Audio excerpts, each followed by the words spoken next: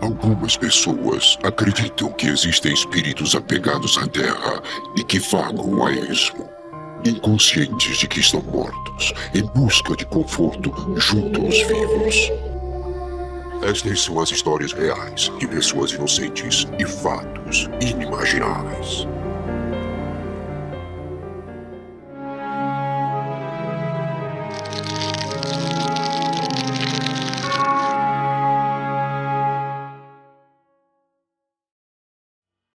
Primeiro caso, numa noite de tempestade.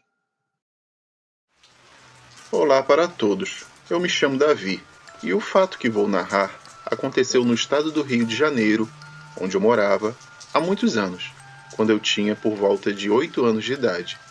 Hoje eu tenho 45 anos. Estávamos no verão, era de noite, e havia uma grande tempestade acontecendo. Caía muita chuva mesmo, os relâmpagos e trovões também eram bastantes. Mesmo estando um pouco assustado com o temporal, eu estava brincando no chão da sala e minha mãe estava ali perto de mim vendo televisão. Apesar do tempo feio, estava tudo tranquilo dentro de casa, quando no meio daquela tempestade fortíssima, nós ouvimos o portão do quintal da casa rangendo e depois bater. Era o barulho que normalmente fazia quando alguém chegava da rua. Ouvimos aquele som e minha mãe foi olhar quem era. Rapidamente, ela abriu a porta de entrada da nossa casa. De onde eu estava, eu pude ver minha mãe colocar a mão na frente da boca e dizer: "Luciana, mas você está toda ensopada, entra logo." Luciana era minha tia, uma das irmãs da minha mãe. Dessa forma, minha tia então foi entrando, toda encharcada pela chuva, e a minha mãe disse para ela lhe acompanhar, pois iria pegar uma toalha no banheiro para que ela se secasse. E as duas foram entrando para a outra sala e para os outros cômodos da casa. Eu continuei ali, normalmente, com a minha brincadeira com os meus carrinhos no chão. Após um breve período, minha mãe voltou à sala onde eu estava e perguntou onde estava minha tia, pois não estava a encontrando. Eu disse que tinha ido logo atrás dela. Então, ela foi procurar minha tia nas outras partes da casa. Entretanto, minha mãe também não conseguiu encontrá-la. Ela não encontrava em lugar nenhum. Ficou para lá e para cá segurando aquela toalha. Chegou a ir lá fora, no meio da chuva, e lá também não viu nada. Ainda me perguntou se eu tinha visto a minha tia sair. E eu disse que não tinha notado, pois eu estava ali distraído, brincando. Menos de 1 hora depois daquele acontecimento estranho, o telefone começou a tocar, ao mesmo tempo que alguns parentes começavam a chegar em nossa casa. Minha mãe atendeu ao telefone e era alguém avisando que há algumas horas atrás, minha tia Luciana havia morrido afogada quando vinha para a casa da minha mãe. Ela estava vindo de carro, quando, por causa da tempestade, caiu num rio, ao perder a direção numa curva onde a pista estava muito escorregadia devido a todo aquele temporal que caía. Até hoje eu me lembro muito bem desse estranho acontecimento. Segundo caso, morte na estrada. Meu nome é Rodrigo, tenho 45 anos de idade e sou policial há mais de 20. Por motivos óbvios, esse não é meu nome verdadeiro, mas isso não importa. O que realmente conta é a situação incrível que eu passei há cerca de uns 5 anos atrás. Foi algo tão marcante e chocante que até hoje me pego pensando e refletindo sobre aquele estranho acontecimento. Até hoje nunca conheci ninguém que tivesse passado pelo mesmo cenário que eu passei naquele dia. Como sou um policial já com muitos anos de serviço, ver pessoas mortas em acidentes, homicídios, suicídios ou qualquer outra circunstância nunca me impressionou ou deixou preocupado. Todavia, este caso que vou contar agora foi completamente diferente de tudo que eu já tinha visto antes. Certo dia, há uns 5 ou 6 anos atrás, eu e meu parceiro de serviço fomos chamados para atender uma ocorrência em uma estrada não muito movimentada, já na parte da tarde, na qual algumas crianças haviam encontrado um corpo já em adiantado estado de decomposição. Não dava para saber, a princípio, quantos dias tinham se passado desde a morte do indivíduo, nem mesmo a causa do óbito. Só mesmo os peritos poderiam determinar. Pois bem, fomos os dois para lá atender a ocorrência. Chegando no local, logo notamos que o corpo estava com um cheiro insuportável de putrefação, mas como profissionais e policiais, tínhamos um trabalho a fazer. Então, afastamos os curiosos, isolamos a área e ficamos ali, aguardando a perícia técnica. Só que o tempo foi passando e os técnicos estavam demorando muito para chegar. E finalmente anoiteceu. Todos que ainda perambulavam por ali bisbilhotando o incidente foram embora do local e ficamos somente nós três. Éramos nós dois, os policiais e o morto. Já estava bem escuro quando resolvemos entrar na viatura para ficar aguardando a perícia. Estávamos ainda a alguns poucos metros do cadáver, tanto que o cheiro de podre continuava nos incomodando muito. Perguntei ao meu parceiro se não era melhor fechar as janelas para evitar aquilo. Foi logo depois desse momento que algo muito estranho começou a acontecer. Aquele cheiro insuportável de corpo em decomposição se transformou em um perfume maravilhoso. Era um aroma muito agradável e adocicado, como que de flores silvestres ou algo do tipo. Então, nesse momento, eu e meu parceiro vimos aquilo que se pode realmente chamar de sobrenatural. Era algo totalmente inimaginável e imprevisível. Bem ali, diante dos nossos olhos, ao lado do corpo que estávamos vigiando, surgiu um ser que brilhava muito, resplandecia tanto que chegava a iluminar todo o seu entorno. Esse ser de luz se ajoelhou e começou a acariciar o cadáver, não se importando com as condições do mesmo, sendo que parecia nutrir por ele um enorme carinho. Confesso que tanto meu parceiro como eu ficamos paralisados diante daquela visão. Não tínhamos coragem para sair da viatura e ver aquilo mais de perto. Ficamos ali então petrificados, observando aquela cena, a qual durou alguns segundos. Nesse intervalo, meu parceiro fazia todas as orações que lhe vinham à mente. Eu, por minha vez, queria muito ter ido até lá para ver aquele fenômeno mais de perto, mas me faltavam forças. Era algo inacreditável demais para mim. De repente, aquela figura iluminada se afastou do corpo, veio na nossa direção e passou bem ao nosso lado. Com isso, notamos que a fragrância que sentíamos vinha realmente dela, pois o aroma ficou ainda mais forte com a sua proximidade. Então ela parou e olhou para nós. Até conseguimos notar um pouco as suas feições. Ficamos perplexos com a atitude daquela figura reluzente. E então, com um pequeno sorriso, ela se foi. Logo após presenciarmos tudo isso, nossa força voltou e nos sentimos completamente revigorados. Ainda assim, nós nos afastamos um pouco do local, por precaução, mas sem perder o corpo de vista, é claro. A noite continuou, e nós dois tentávamos encontrar alguma lógica que explicasse o que fora aquilo tudo, mas nada se encaixava com a realidade vivida naqueles momentos.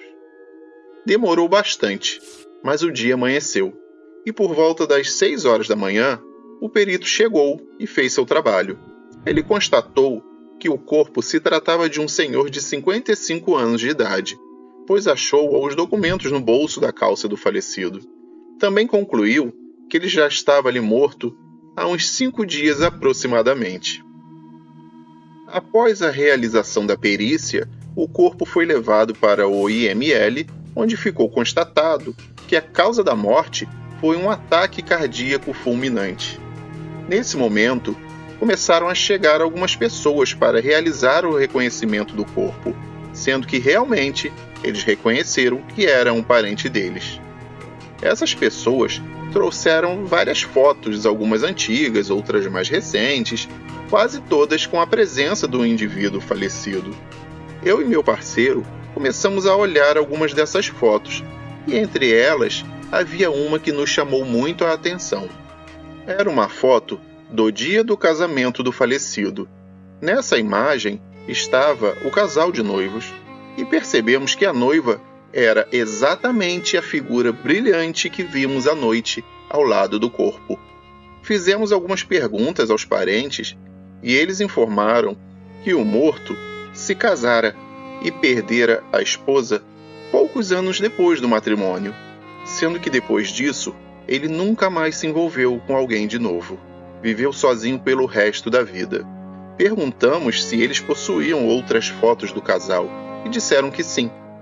Quando nos mostraram, lá estava ela, com o mesmo vestido e rosto que havíamos visto à noite, só que de forma resplandecente. Então, reunimos coragem e contamos para eles a experiência que havíamos passado naquela noite anterior, sendo que eles ficaram como nós, perplexos e apavorados com os fatos relatados. Então, a irmã do falecido nos disse que, na verdade, este sempre fora o seu maior sonho, o de um dia reencontrar aquela que ele sempre amou, mesmo que fosse depois de morto. Dizem que dessa vida nós não levamos nada, mas será que isso é verdade? O que eu sei é que aquele senhor levou o amor que sentia por sua falecida esposa, e ela veio ao seu encontro, mesmo já estando do outro lado da vida. Terceiro caso, o enforcado.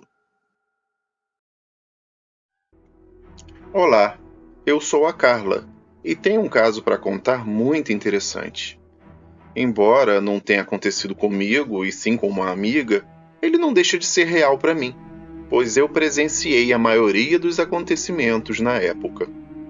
Aconteceu há uns 30 anos atrás, quando minha amiga e eu ainda éramos adolescentes e estudávamos no mesmo colégio. A gente vivia indo na casa uma da outra para fazer trabalhos de escola, estudar e conversar também. Houve um período de muita dificuldade na sua família. Ela tinha um tio que não era lá boa coisa e um dia ele acabou sendo preso, depois de conseguir evitar a prisão muitas vezes. Ele não se conformava com o cárcere e depois de várias tentativas mal sucedidas de fuga, ele acabou desistindo da vida e se enforcando na sua própria cela na prisão. Foi um momento muito difícil para ela e todos os seus parentes. Eu me lembro de ajudá-la várias vezes até que ela pôde um dia superar essa questão. Mas o caso em si, esse que eu venho relatar, começou a acontecer exatamente 6 meses depois do suicídio do tio. Começaram a acontecer coisas estranhas na casa dela, onde o seu tio morava também antes de ser preso. Eram cadeados e chaves que voavam, pratos e copos que, no meio da madrugada, caíam no chão e se quebravam, facas e demais objetos pontiagudos que eram arremessados de um cômodo para o outro, e pedras estranhamente quentes que caíam do céu e quebravam várias telhas da casa. Ninguém conseguia encontrar explicações plausíveis para aquilo tudo. As pessoas da vizinhança começaram a ficar assustadas e deixaram a família dela completamente isolada. Chamaram bombeiros, policiais, padres e pastores, mas ninguém conseguia descobrir o que estava acontecendo. Nada adiantava, tudo continuava muito bizarro e assustador. Sem contar que era muito perigoso morar numa casa onde aconteciam todos esses incidentes. Um dia, eu tinha chegado na casa dela para estudarmos juntas e fiquei na sala conversando com os seus pais, enquanto eu a esperava, pois ela estava tomando um banho. De repente, ouvimos um grito muito alto e um barulho estranho vindo do banheiro. Corremos todos para lá, e quando chegamos, vimos que a minha amiga estava nervosa e chorando muito. Ela falou que enquanto ainda estava tomando banho, ouviu passos do lado de fora do box do chuveiro. Quando se virou para olhar quem era, viu um pé todo cabeludo e sujo saindo do banheiro. Depois dela ter se acalmado um pouco, ela foi para o seu quarto se vestir, e após um breve momento, deu mais um grito, horrorizada com o que tinha visto. Nós fomos correndo de novo até lá para ver o que tinha ocorrido dessa vez, e ainda tivemos tempo de ver um vulto escuro e meio esfumaçado saindo rápido do quarto dela e atravessando a parede do corredor. Quando entramos, vimos que ela estava em pânico. Minha amiga falou que tinha visto o tio dela, só que ele parecia meio diferente. Estava todo cabeludo, imundo e com os olhos avermelhados e brilhando. Ele estava dizendo que iria levar ela e toda a sua família para o inferno. Depois disso, ela foi levada para uma clínica para tratar os nervos, onde, por sinal, ficou por muito tempo. Um padre, especialista nesse assunto, foi chamado para benzer a casa, e enquanto ele estava rezando, 3 grandes facas caíram e se fincaram no chão, bem ao lado dele, quase o acertando. Ele foi embora o mais rápido que pôde. Minha amiga, até hoje, é traumatizada com esse incidente.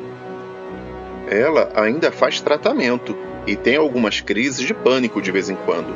A família dela não mora mais na residência, embora o imóvel ainda seja deles, pois até hoje ninguém quer comprar, alugar ou entrar naquela casa. Eles, ocasionalmente, ainda vão no local para manter a propriedade bem cuidada.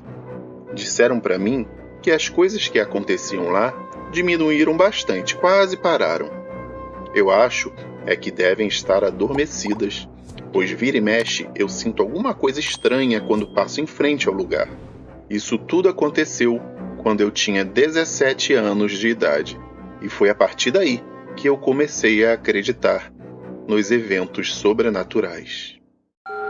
Quarto caso: jogando cartas. Meu nome é João, e o meu caso aconteceu há muitos anos, quando eu ainda estava na escola, no ensino médio.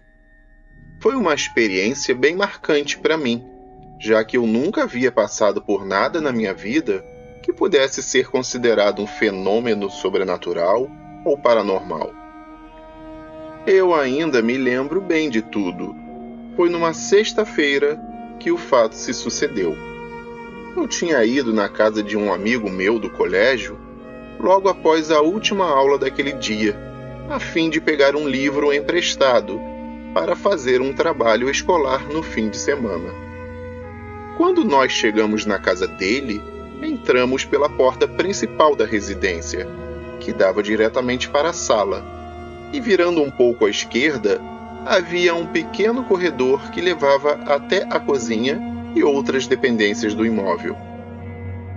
Quando já estávamos na sala, mas ainda perto da porta de entrada, a empregada da mãe dele, com a voz bem alta, o chamou na cozinha. Ele me pediu para sentar e esperar um instante, ali mesmo na sala, e foi ver o que ela queria. Eu não quis sentar, então fiquei esperando ali mesmo onde já estava, enquanto ele atendia ao chamado da empregada. Nisso, eu percebi um movimento no ambiente e olhei para o canto da sala do lado oposto onde havia esse corredor que ia para a cozinha. Vi uma mulher de meia idade, gorducha e com bochechas rosadas, sentada tranquilamente em uma pequena poltrona. Notei que ela estava jogando cartas, e pela disposição das cartas na mesa, eu sabia que era aquele famoso jogo que a gente pode jogar sozinho, o Paciência. Educadamente, eu a cumprimentei, e ela também me cumprimentou, dando um rápido, mas simpático sorriso, e acenando com a cabeça. Logo em seguida, o meu amigo voltou pelo corredor da cozinha e chegou até mim. Então fomos os dois para o seu quarto, que era o primeiro logo após a sala, para pegar o livro que eu precisava.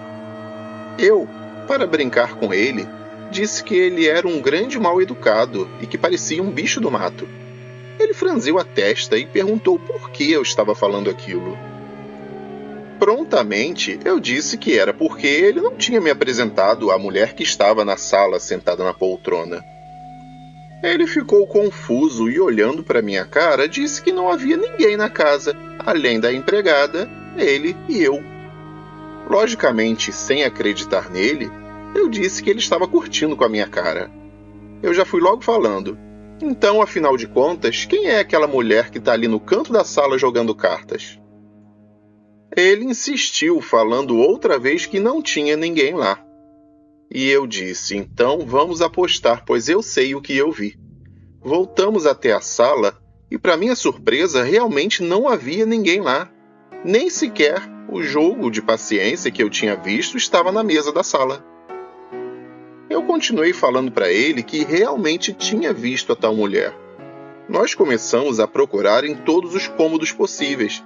Fomos à cozinha, área de serviço, banheiro, outros quartos e nada. Não era possível que aquela mulher tivesse saído dali tão rapidamente. Ele continuava bastante confuso e perguntou como era, de fato, a mulher que eu avistei. Eu a descrevi exatamente como a vi. Era meio gorducha, de meia idade, olhos azuis e de cabelos cacheados e claros, e ela estava jogando paciência na mesa da sala. Ele também me perguntou em que cadeira ela estava sentada, e eu disse que estava na pequena poltrona do lado contrário de quem entra na sala. Foi aí que ele ficou paralisado e me olhando esquisito. Então eu perguntei por que ele estava assim, e ele me disse que a sua tia morava com eles e tinha o costume de ficar sentada exatamente ali naquela poltrona que eu apontei, e que ela sempre ficava jogando paciência. Além disso, ela era meio gordinha, tinha os olhos azuis e os cabelos encaracolados. Diante dessa resposta, eu fiquei aliviado e fui logo falando: então é isso, é sua tia. Ela agora deve estar por aí andando em algum outro lugar da casa. Foi quando ele me disse algo que eu nunca iria esperar. Ele me contou que ela já havia falecido há quase 2 anos. Ela tinha sido encontrada estrangulada na casa de veraneio da família, em um crime que nunca foi solucionado. Quinto caso: a viúva. Meu nome é Maiara, e o caso que aconteceu comigo foi muito interessante e assustador ao mesmo tempo. Na época, eu tinha meus 14 anos e meu irmão 12. Eu nunca tinha visto nada de sobrenatural em toda a minha vida, até aquele dia. Depois do que aconteceu, eu não duvido de mais nada nesse mundo. Minha mãe, meu irmão e eu fomos visitar uma antiga amiga da família, que inclusive é madrinha do meu irmão. Foi uma viagem longa, já que ela mora no interior do estado e nós moramos na capital. Entretanto, a viagem correu bem e foi tudo tranquilo. Quando nós vamos para lá, ficamos pelo menos por uns 3 dias, geralmente sexta-feira, sábado e domingo. Nós nos sentimos em família quando estamos ali, e ela sempre quer que a gente fique por mais um tempo. Essa senhora perdeu o esposo e a filha num acidente de carro há umas 2 décadas mais ou menos. Desde então, ela, a quem eu chamo de tia, nunca mais se relacionou com outro homem. Ela diz que não consegue, que ainda sente falta do esposo e prefere morar sozinha mesmo, até porque já está acostumada com a solidão. Nós tínhamos acabado de almoçar e ficamos conversando na cozinha. Estávamos só minha mãe, sua amiga e eu, já que meu irmão tinha se retirado para deitar e repousar um pouco, pois ainda estava cansado da viagem. Depois de algum tempo, eu também me senti um tanto fraca e com sono.